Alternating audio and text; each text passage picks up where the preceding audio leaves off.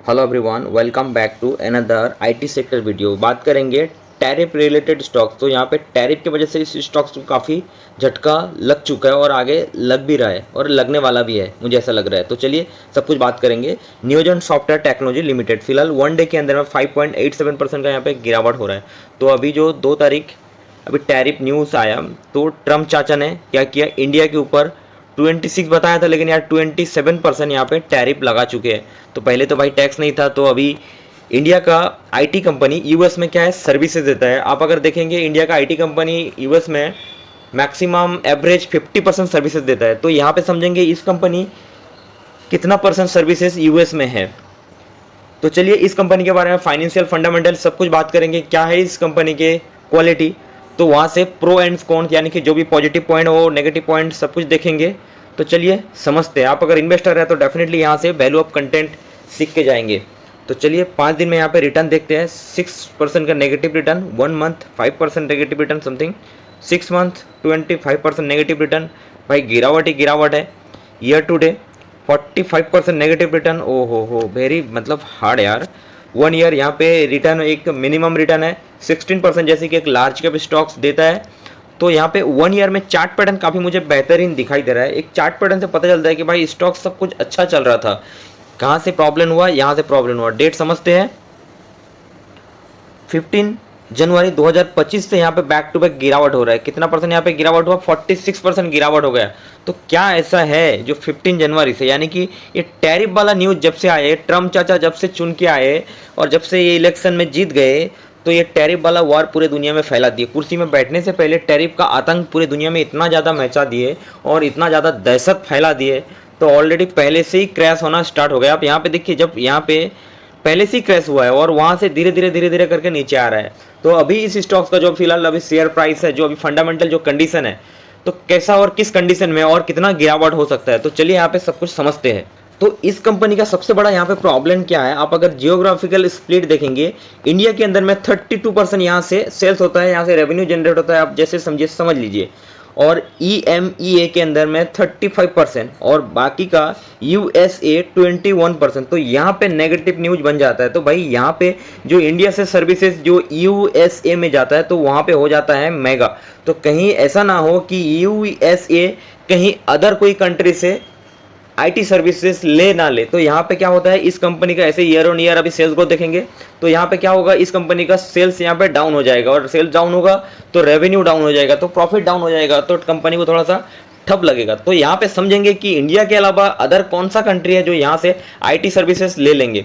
तो यहाँ पे देखेंगे मैक्सिमम कंट्री में यहाँ पे अगर इंडिया से भी ज़्यादा टैरिफ लगा चुके हैं, तो इस स्टॉक के पास अगर क्वालिटी है, ठीक है, तो भाई इस मेगा में भी थोड़ा सा कम लेंगे, लेकिन मेगा में भी सर्विसेज कंटिन्यू लेते रहेंगे। तो चलिए देखेंगे इस स्टॉक्स में कितना क्वालिटी है, इसका डेटा से पता चलेगा। एनीवे नेक्स्ट देखेंगे APAC 12%। इन सॉफ्टवेयर का टेक्नोलॉजी, यहाँ पे बेसिक अबाउट देखते हैं, जो कंपनी का काम क्या है यहाँ से पता चलेगा। Newgen software technology is a global software company and engage in the business of software product development including designing and delivering end to end software. आप यहाँ से समझ सकते हैं भाई, end to end software solution, ये कहीं पे भी रहता है ना, end to end software solutions, तो भाई कंपनी के पास डेफिनेटली क्वालिटी होगा। जैसे कि वरी रिन्यूएबल देख लो, वरी एनर्जी देख लो, एंड टू एंड सॉल्यूशन, शक्ति पंप देख लो, एंड टू एंड सॉल्यूशन। तो मतलब वहाँ पे क्या होता है कि एक बार आप इस कंपनी का आईटी सर्विसेज लिए, तो दूसरा किसी की दूसरा कोई कंपनी की जरूरत ही नहीं है। तो यहाँ पे सारे मैक्स डाइवर्सिफाइड प्रोडक्ट रहता है आईटी सेक्टर के। Next, solution covering the entire spectrum of software services from workflow automation to document management imaging. Document wise थोड़ा सा देखते हैं। Annuity revenue ATS AMC cloud subscription license and support revenue 60%, ठीक है, यहाँ से 60% रेवेन्यू जनरेट होता है। Sale of products 18%, sale of services 22%। उसके बाद में देखेंगे वर्टिकल वाइज, ठीक है, तो यहाँ से थोड़ा सा क्लियरिटी हो जाएगा। बैंकिंग के अंदर सर्विसेज यहाँ पे सबसे ज़्यादा है, और गवर्नमेंट यानी कि POC यानी कि जो सरकारी कंपनी रहता है, तो वहाँ से 8%, और BPO IT 2%, insurance 7%, health care 7% and other 6%। तो यहाँ पे बैंकिंग से ज़्यादा रेवेन्यू आता है। तो चलिए मेन डेटा समझते हैं। सॉफ्टवेयर टेक्नोलॉजी है। तो अभी जो शेयर प्राइस है देखते हैं किस कंडीशन में है, उससे पहले देखते हैं मार्केट कैप 13,000 करोड़। तो ठीक है, एक आप मिड कैप स्टॉक बोल सकते हो, लेकिन मिड कैप कैसे बोल सकते हो, मिड कैप स्टॉक था लेकिन अभी स्मॉल कैप में आ चुका है। क्यों?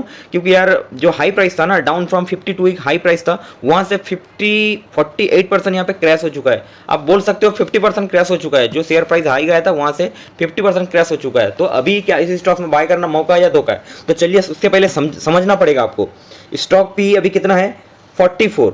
तो 44 थोड़ा सा आईटी सेक्टर मुझे थोड़ा सा ओवर वैल्यू लग रहा है, लेकिन इंडस्ट्री पी के साथ में कंपेयर करते हैं भाई, हाँ इंडस्ट्री पी मतलब इस इंडस्ट्री का मैक्सिमम स्टॉक डाउन हो चुका है। तो यहाँ पे इंडस्ट्री पी भी काफ़ी डाउन हो चुका है, तो उसके साथ थोड़ा सा ओवर वैल्यूड है। मुझे ऐसा लगता है कि भाई और 10-20% तो मिनिमम और क्रैश हो सकता है, क्योंकि अभी टैरिफ 2 तारीख को न्यूज आया, तो इसका दहशत अभी एक हफ्ता तो हो सकता है। लेकिन उससे पहले बता दूं कि भाई यूएस का हालत बहुत खराब है। मतलब आप अगर देखेंगे एप्पल कंपनी, उसका मैक्सिमम स्टॉक बड़े बड़े इंडेक्स यार एकदम धड़ाम से क्रैश हो चुका है।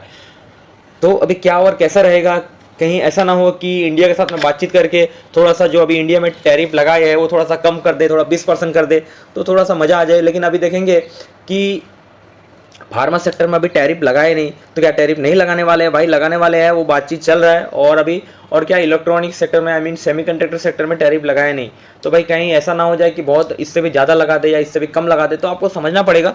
और स्टॉक मार्केट में पैसा कमाने का और एक सही तरीका रहता है, जब यार शॉर्ट टर्म में कुछ प्रॉब्लम रहता है ना, जब अच्छे स्टॉक जब क्रैश हो जाता है ना 60-70%, 80%, तो वहाँ पे बाय करने का मौका रहता है। तो उससे पहले क्या होता है, नॉलेज डेवलपमेंट करने की जरूरत है।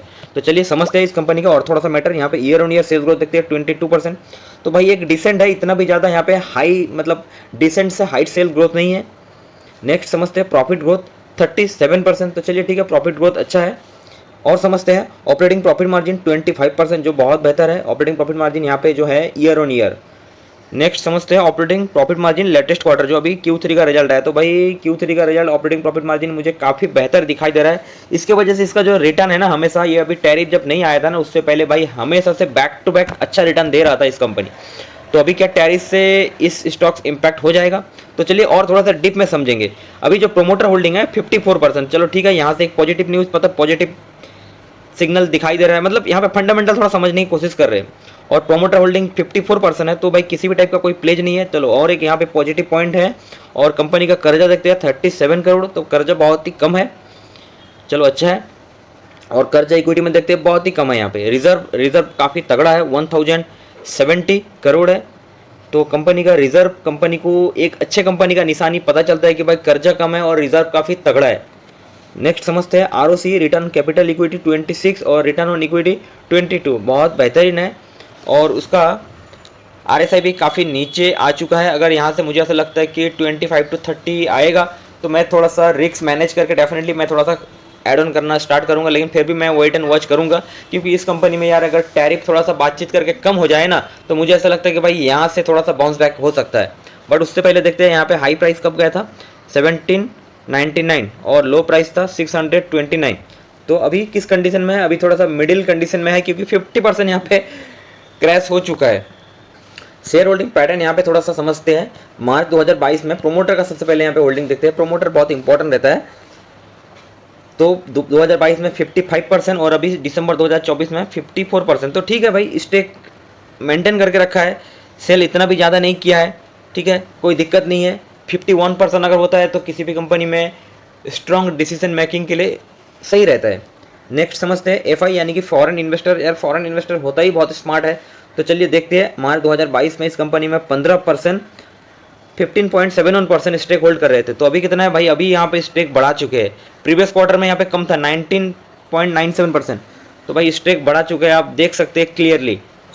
डोमेस्टिक इन्वेस्टर पहले 7.48% था 2022 में, और अभी यहाँ पे 9.10%। तो डोमेस्टिक भी यहाँ पे स्टेक बढ़ा चुके हैं भाई। और क्या चाहिए आपको शेयर होल्डिंग पैटर्न में?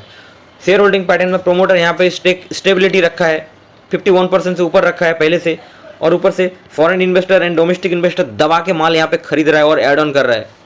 और पब्लिक होल्डिंग इतना ज़्यादा मैटर नहीं करता है। अगर ये सारा मैटर उल्टा होता है, यानी कि प्रोमोटर माल बेच रहा है, एफआईडी माल बेच रहा है और साथ में डीआई माल बेच रहा है और पब्लिक का होल्डिंग बढ़ रहा है, तो भाई वहाँ से एक नेगेटिव पॉइंट बन जाता है। तो यहाँ पे तो कुछ ऐसा नहीं है, यहाँ पे शेयर होल्डिंग पैटर्न काफ़ी मजबूत दिखाई दे रहा है।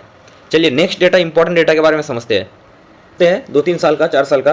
तो यहाँ पे रिजर्व देखते हैं। रिजर्व यहाँ पे कंपनी का हर बार बढ़ रहा है। आप ध्यान से देखो, यहाँ पे धीरे धीरे देखो, हर बार कंपनी का रिजर्व बढ़ रहा है। तो एक अच्छे कंपनी का निशानी है भाई। और बोरिंग यानी कि कर्जा, तो कंपनी का कर्जा भाई ना के बराबर है। इतना बड़ा कंपनी, अभी मान रहा हूँ कि 50% क्रैश हो चुका है। क्यों क्रैश हो चुका है, क्या इस कंपनी का सेल्स ग्रोथ प्रॉफिट ग्रोथ नहीं हो रहा है, इसकी वजह से क्रैश हो रहा है, वो भी देखेंगे। लेकिन यहाँ पे मैं आपको बता दूं, जो ये ट्रम्प चाचा जब से चुन के आए हैं ना भाई, वो टैरिफ वाला मैटर जब से मीडिया में फैला दिए ना, तो तब से ही वहाँ पे क्रैश हो चुका है। क्यों? क्योंकि यार यूएसए के अंदर में 21% का रेवेन्यू वहाँ से जनरेट होता है।